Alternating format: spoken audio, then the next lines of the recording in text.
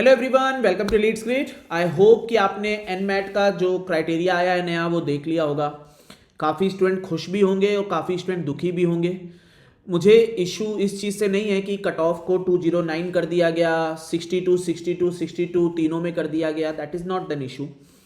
लेकिन मतलब क्या प्रोसेस रहा, ये आपने क्यों एनमैट क्यों देगा बच्चा, एनमैट क्यों दे रहा है? क्योंकि आप ही उसका एग्ज़ाम भी करा रहे हो। एक एग्ज़ाम पहले एनमैट दिया बच्चों ने, उसके लिए काफ़ी मेहनत करी। 260 265 किसी का 270 आ रहा है, 250 आ रहा है। दे मतलब कैट ख़त्म हुआ, कैट के बाद उन्होंने एनमैट दिया, फॉर्म फिल किया, 3000 रुपीज़ अप्रॉक्सीमेटली पे किए उन्होंने, काफ़ी मेहनत करी, एग्ज़ाम क्रैक किया। और अब एकदम एंड जब होने लगा, कई लोगों की तो यही एक कॉलेज उम्मीद थी, तो वो जैसे ही होने लगा वैसे ही आपने एक नया क्राइटेरिया लिया है कि अब एनमैट का स्कोर 20% लिया जाएगा। तो मतलब जो बच्चा 210 पे बैठा है और जो 250 में बैठा है उसके बीच का तो गैप ही कुछ नहीं रहा।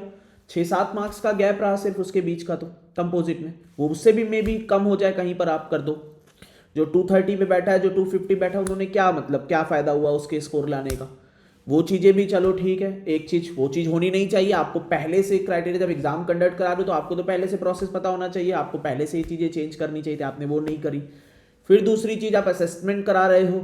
अब असेसमेंट के टेस्ट का कोई प्रोसेस नहीं पता कि क्या होने वाला है। मे बी असेसमेंट टेस्ट में they will give you case studies और समथिंग रिलेटेड टू दैट, और एस्टिमेट बनाए या कुछ भी रिलेटेड सिनारियो थे, बट कुछ कोर्स उसका बता देते थे, बच्चा प्रिपेयर हो जाता या उसको कम से कम आइडिया लग जाता कि कैसे प्रिपरेशन करनी। चलो वो भी चीज़ें अलग हो गई। अब आप अपने असेसमेंट के लिए you are calling in Mumbai.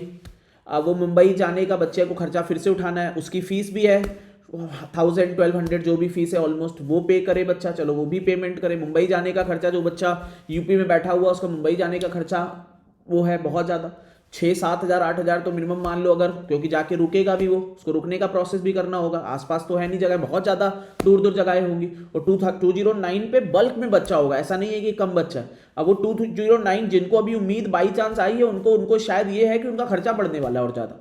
वो प्रोसेस समझ नहीं आया कि एकदम लेट में क्यों किया है प्रोसेस, कुछ क्यों ये प्रोसेस किया जा रहा है, पहले से बता दिया जाता। और अगर आप पहले से बता भी देते तो दो एग्जाम सेम चीज के लिए कंडक्ट क्यों कराए जा रहे हैं? आप सिर्फ असेसमेंट वाला लो, फिर एनमैट कराने का लॉजिक क्या रहा जिसका आप 20% ले रहे हो? माइका अगर खुद का एग्जाम कराता है तो वो तो सारे ऑप्शन दे रहा है ना, कैट भी दे रहा है, जेड भी दे रहा है, अलग अलग ऑप्शन दे रहा है, उसमें से कोई ऑप्शन में एग्जाम देते हो, फिर आप माइका देते हो उसके लिए। बट ये तो पूरा दो एग्जाम आप खुद करा रहे हो, उसके एक की 3000 फीस, एक की 1000 फीस। ये लॉजिक मतलब बोलना नहीं चाहिए, लेकिन कहीं ना कहीं ऐसा साउंड करता है, ऐसा दिखता है। एनमैट के कई स्टूडेंट हैं, हमारे यहाँ से भी बहुत बहुत स्टूडेंट सेलेक्ट होते हैं, बट ये बहुत ही ज़्यादा एक ख़राब प्रोसेस है। बहुत ही ज़्यादा बच्चों के साथ एक अजीब सा एक गेम किया गया है। मतलब बहुत ही, जो बच्चा मेहनत कर रहा है उसके लिए तो अजीब ही चीज़ हो गई है बिल्कुल ही। जिस बच्चे, कई स्टूडेंट मैं जानता हूँ ईजी के भी, जिनको जिनको एनमैट से ही थी उम्मीदें, अब तो वो उम्मीदें में भी कई बच्चा तो जाए ना। कितना बच्चा आप में ही सही होगा जो नहीं जाएगा अब देने? उनको पहले से एक माइंड सेटअप एनएम मुंबई के लिए बना हुआ है कि बहुत महंगा है, कैंपस नहीं है, और ज़्यादा फीस एंड ऑल्सो चीज़ें अलग बनी हुई हैं, पहले से ही एक मार्केट में चलता है, और उस पर ये चीज़ें भी ऐड हो गई। तो मुझे तो लगता नहीं कि बहुत बच्चा जाए भी देने। तभी में भी कट ऑफ उन्होंने 209 दिया है कि वो ऑलरेडी जानते हैं कि बहुत सारा बच्चा इसके लिए आएगा नहीं एनएम मुंबई।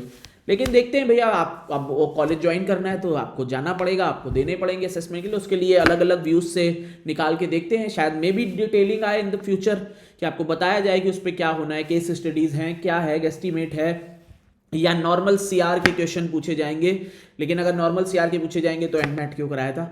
देखते हैं फिर आपको। लेकिन ये प्रोसेस बहुत ही खराब प्रोसेस है, बहुत ज़्यादा खराब प्रोसेस है। लास्ट ईयर आई रिमेंबर कि एमडीआई के साथ कुछ अलग केस हो गया था, उसमें बच्चे इतना परेशान हुए थे। इस बार इसके साथ ये तो अलग ही लेवल पे गेम हो गया।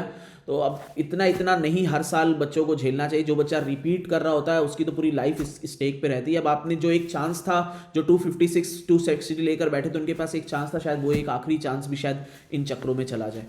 आई होप कि ना जाए, उन बच्चों का सिलेक्शन ज़्यादा हो और जो डिजर्विंग है वही सेलेक्ट हो। Thanks and happy learning.